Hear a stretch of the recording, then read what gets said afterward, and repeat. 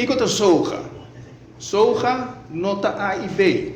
A e B e soja ta duas entidades diferentes. Soja ta é diretiva John Hodgson e minha persona, com nos raad, e nós estamos assistir diariamente dentro do trabalho do personal de A e B, não do gerência de A e B. Isso é muito importante. Soja está oferecendo os fundos de pensão oportunidade para investir com interesse mais alto, com na banco e com menos risco se não se vai investir para fora, com para colmo tem uma restrição para investir para fora como fundo de pensão. Nós estamos investindo fundo em edifício para o bem general. O hospital também está caibando isso aqui.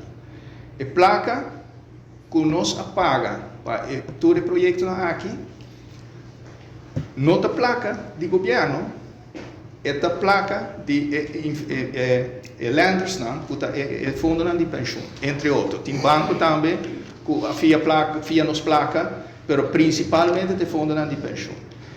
A placa de projeto de hospital, particularmente, não vai a fora de Aruba tampouco. Tur e contratista envolvido tal local.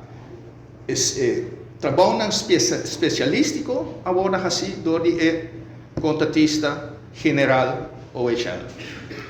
E governo tá paga back soja e fiança com nossa raça para o hospital para meio de rua.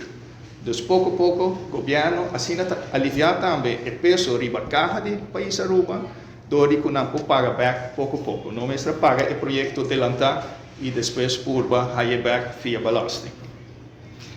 A situação atual, maneira você usar o contratista OHL e soja nós decidir de parte para outra, parte caminho.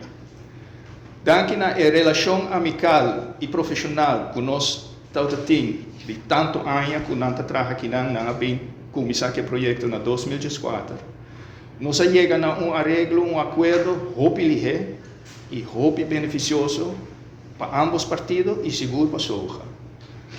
Aunque ambos bandas lamentar que ela chega assim na lei, nós decidimos, como avisei anteriormente, para stopar o prometo que nós virar inimigo de outro. O hospital MES está existindo uma boa relação também. So, nós está dentro da casa, 6, 7, 8 anos, nós está dentro da casa. Então, nós temos uma boa relação com ela, profissional, mas também amical. Mais que 90% do projeto está claro. Falta menos que 10%. E uma grande parte do material como está sendo na Aruba Capa, está na caminho, as we speak.